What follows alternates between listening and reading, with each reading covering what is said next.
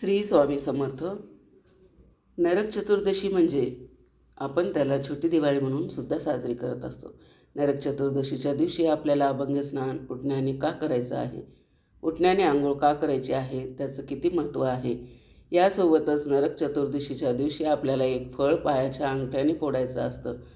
त्यामुळे आपल्या जीवनातल्या वाईट गोष्टीचा नाश होतो. आणि मुळातच नरक चतुर्दशी हा दिवस कसा साजरी करायचा, कुठल्या सेवा करायच्या, काय करावं काय नाही, ही संपूर्ण माहिती मी तुम्हाला आजच्या या व्हिडिओमध्ये देणार आहे. नरक चतुर्दशी साजरी केल्यामुळे, त्या दिवशी सांगितलेल्या या गोष्टी केल्यामुळे नरकापासून आपल्याला मुक्ती मिळत असते. या तिथीला छोटी दिवाळी असं म्हटलं जातं. नरक चतुर्दशीच्या दिवशी अभंग स्नान करतात. घरात सगळीकडे दीप पंत लावतात. घर प्रकाशाने या दिवशी उजळून टाकायचं असतं. या दिवशी जो उशिरा उठतो तो नरकात जातो आणि अशी समजूत आहे. त्यामुळे आपल्याला सगळ्यांना लवकर उठायचं आहे आणि अभंग स्नान जे आहे तर ते करायचं आहे. सोमवारी दिनांक 20 ऑक्टोबर रोजी नरक चतुर्दशी आहे. तर या दिवशी अभंगी स्नानाचा शुभ मुहूर्त आहे पहाटे 5:13 ते सकाळी 6:25 अभंगी स्नानासाठी शुभ मुहूर्त आहे. यानंतर बघा, नरक चतुर्दशीला आपण उठणे लावून आंघोळ करतो. उठण्याचं काय महत्त्व आहे. मनुष्य हा कोणत्या ना कोणत्या प्रकारे आपल्या जीवनामध्ये नरकवास भोगत असतो. कोणाच्या घरामध्ये आजाराचा नरक, तर कोणाच्या घरामध्ये कटकटीचा नरक, कोणाच्या घरामध्ये आर्थिक नरक, अशा प्रकारचे अन्य नरक मनुष्य भोगत असतो. या दिवशी जर आपण उठणे लावून आंघोळ केली तर आपल्या शरीरावर चढलेल्या नरकाचा गंज निघून जातो. आपले मन, आत्मा, शरीर हे पवित्र होतं आणि जिथे पवित्रता असते तिथे परमेश्वर असतो. उठणे या शब्दाचा अर्थ बघा काय आहे. उठणे म्हणजे उठा, जागे व्हा. आपले मन, आत्मा, शरीर एवढे पवित्र करा की प्रत्यक्ष परमेश्वराने त्यात वास केला पाहिजे. म्हणून या दिवशी उठणे लावून आंघोळ करण्याला खूप महत्त्व आहे. उठण्याच्या स्नानाने स्वच्छता वाढते. शरीर, मन, आत्मा पवित्र होतो. आरोग्य चांगले राहते. मन, आपले आत्मा, शरीर पवित्र करून त्यानंतर लक्ष्मीपूजन आपल्याला साजरं करायचं असतं. तर बघा, असं हे नरक चतुर्दशीच्या दिवशी अभंग स्नान म्हणजे उठणं लावून स्नान करण्याला महत्त्व आहे. तर आता तुम्हाला कळलं असेल की का अभंग स्नान केलं जातं. आता नरक चतुर्दशीला अभंग स्नान, पण हे अभंग स्नान नक्की कसं करायचं. अभंग स्नान म्हणजे फक्त पहाटे उठून आंघोळ नाही, तर ते आंघोळ करण्याची एक शास्त्रीय आयुर्वेदिक पद्धत आहे. तेल लावणं, उठणं लावणं या गोष्टी येतातच, पण त्याचबरोबर औक्षणसुद्धा केलं जातं. आणि तेल कोणतं लावायचं, उठणं कसं असावं, औक्षण कसं करावं, कोणत्या प्रकारच्या दिव्याने औक्षण करावं, हे सगळं सविस्तर अभंग स्नानामध्ये सांगितलेलं आहे.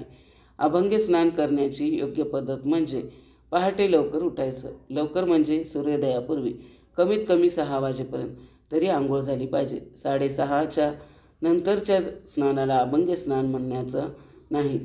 त्याच्या आधी जे स्नान असतं ते अभंग स्नान असतं. आता ते कसं करायचं. पहाटे लवकर उठल्यानंतर सगळ्यात आधी पाट मांडायचा. त्या पाटावर जे स्नान करणारे त्या व्यक्तीला बसवायचं आणि तेलाने त्या व्यक्तीच्या पूर्ण शरीराची मालिश करायची. आता तेल कोणते वापरायचं. तिळाचं तेल सगळ्यात आरोग्यदायी आहे. आपण त्याला हल्ली बाजारातून सुगंधी तेल विकत आणतो बरोबर, पण त्या तेलामध्ये अनेक प्रकारचे हानिकारक केमिकल्स असतात. तुम्ही तिळाचं तेल घेऊ शकता, खोबऱ्याचं तेल घेऊ शकता, त्यामध्ये भीमसेनी कापूर टाकून शकता, म्हणजे त्याला सुगंध छान येतो. तसेच तुमच्याकडे वाळासुद्धा तुम्ही त्या तेलात घालू शकता, गुलाबाच्या पाकळ्या घालू शकता. आणि हे सगळं घालून ते तेल चांगलं उकळलं की सुगंधी तेल तयार होतं. आणि इतकं सगळं नसेल करायचं तर फक्त साधं तेल घेतलं तरीसुद्धा चालणार आहे. आणि त्या व्यक्तीला पाटावर बसवलं. पण मध्ये एक सांगायचं राहिलं, रांगोळी काढायची बरं का. त्या पाटाभोवती सुंदर छानशी साधी सुटसुटीत रांगोळी त्या पाटाभोवती नक्की काढायची. आणि आता करायची तेल मालिश. ही तेल मालिश करताना हलक्या हाताने अगदी 5-10 मिनटं डोक्याला, कानाच्या मागे, हात, तळपायांना व्यवस्थित मालिश करायची. ते तेल शरीरामध्ये छान मुरलं पाहिजे. अभंग स्नान फक्त आंघोळ नाही, तर तो एक धार्मिक विधी आहे. शांत चित्ताने वेळ घेऊन करावा आणि तो आरोग्यदायीसुद्धा आहे. आता तेल लावून झालं की मग इथं उठणं. ती व्यक्ती आंघोळीला गेली की तिला उठणं लावणे. आंघोळ करणाऱ्या व्यक्तीने उठणं संपूर्ण अंगाला लावायचं. पण आता हे उठणं कसं बनवायचं? अगदी नैसर्गिक घटकापासून सरळ साध्या पद्धतीने घरच्या घरी उठणं बनवायचं. घरच्या घरी उठणं कसं बनवायचं? तर बघा, त्यामध्ये मुलतानी माती घेऊ शकता, चंदन पावडर, हळद, संत्रा पावडर नसलं तरी दुकानात मिळून जाईल. संत्रा पावडर म्हणजे संत्र्याची साल वाळून त्याची पावडर केलेली असते आणि ती स्क्रबसारखं असते. तर या 4 घटकापासून तुम्ही घरच्या घरी उठणं तयार करू शकता. त्याच्यामध्ये गुलाब पाणी आणि दूध घालून जेव्हा तुम्हाला लावायचं तेव्हा तुम्ही त्याचा वापर करू शकता. तसेच हळद, बेसन पीठ याचा देखील वापर करू शकता. उठण्यामध्ये नक्की काय करू शकता? आणि संपूर्ण शरीरावर चोळायला हलक्या हाताने खसा घासायचं नाही आणि कोमट पाण्याने स्वच्छ धुवून आंघोळ करायची. आंघोळ करताना साबण लावायचा नाही, कारण आपण तेल लावलं आहे, मग त्याच्यानंतर उठणे लावतो. त्यामुळे त्वचेला आवश्यक असणारे सगळे घटक त्या तेलामधून आणि त्या उठण्यातून शरीराला मिळतात. तेव्हा साबणाची गरज नाही. आता उठणं लावून आंघोळ करण्याआधी किंवा आंघोळ सुरू केल्यानंतर मध्ये औक्षण करायचं बरं का. कणकीचा दिवा बनवायचा आणि त्या दिव्याने औक्षण करायचं. आंघोळ करणाऱ्या व्यक्तीला आता काही जणांकडे आंघोळीला सुरुवात करण्याआधी औक्षण करतात. काही जणांकडे आंघोळीच्या मध्ये 2 तांबे घेतल्यानंतर औक्षण करतात. प्रत्येक कुटुंबामध्ये, प्रत्येक गावामध्ये परंपरा वेगवेगळ्या आहेत. धार्मिक भावनेप्रमाणे, तुमच्या परंपरेप्रमाणे औक्षण करू शकता. औक्षण करताना मात्र कणकेचा दिवा घरातल्या प्रत्येक व्यक्तीच्या नावाचा वेगळा बनवायचा. एकच दिव्याने सगळ्या कुटुंबाला, व्यक्तीला औक्षण करायचं नाही.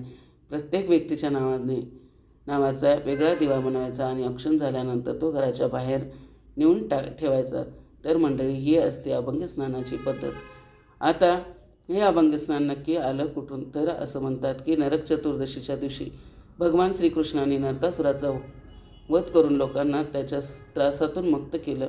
नरकासुराचा वध केल्यानंतर भगवान श्रीकृष्णाने तेल लावून, उठणं लावून स्नान केलं आणि म्हणून नरक चतुर्दशीला अभंग स्नान करण्याची प्रथा सुरू झाली. आता दुसरी गोष्ट म्हणजे या दिवशी बऱ्याचशा पूर्वी गावाकडेच केलं जायचं, पण आजकाल बऱ्याचशा शहरामध्ये सुद्धा कारेट नावाचं एक जे फळ आहे, तर ते पायाच्या डाव्या अंगठ्याने चिरडलं जातं. म्हणजे आपला डावा पाय जो आहे त्याचा जो अंगठा आहे, तर त्याच्या खाली ते फळ धरून ते दाबायचं. म्हणजे ते फळ जे आहे तर ते आपल्याला चिरडायचं असतं. हे फळ जे नरकासुराचं प्रतीक म्हणलं जातं. मी बघा तुम्हाला स्क्रीनवर ते दाखवते. अभंग स्नान करण्यापूर्वी तुम्हाला कारेट नावाचं फळ स्नानापूर्वी घराबाहेर किंवा तुमचे तुळशी वृंदावन घराबाहेर असेल तर तिथे तुम्हाला डाव्या पायाने अंगठ्याने हे कारेट नावाचं फळ जे आहे ते तुम्हाला चिरायचं असतं, ठेचायचं असतं. त्यानंतर तुम्हाला अभंग स्नान करायचं असतं. आणि यामागचं सायंटिफिक कारण म्हणजे बघा, कारेट हा ज्या फळाचा गंध आहे, वास आहे, तो नाकापर्यंत पोहोचवणे, जिभेला लावणे. म्हणजे बघा, ते कडू असतो अतिशय. त्यामुळे रक्तभिसरणाची जी क्रिया आहे ती अधिक तीव्र होते. आणि ही प्रथा करण्यामागे पण ही सायंटिफिक रिझन आहे. यामुळे आपल्यामधील, आपल्या अवतीभोवती ज्या वाईट गोष्टी आहेत त्याचा नाश होतो. यानंतर या दिवशी आपल्याला सेवा काय करायची आहे? तर बघा, या दिवशी श्री विष्णू सहस्त्रनाम, गीतेचा 15वा अध्याय, गीतेची 18 नावे म्हणावी आणि एक वेळेस लक्ष्मी नरसिंह स्तोत्र वाचायचं आहे. एक वेळेस तुम्हाला व्यंकटेश स्तोत्र म्हणायचं आहे. तर आपल्याला या दिवशी सेवा पण करायची आहे. अत्यंत महत्त्वाचा हा दिवस आहे. छोटी दिवाळी म्हणून आपण साजरी करत असतो.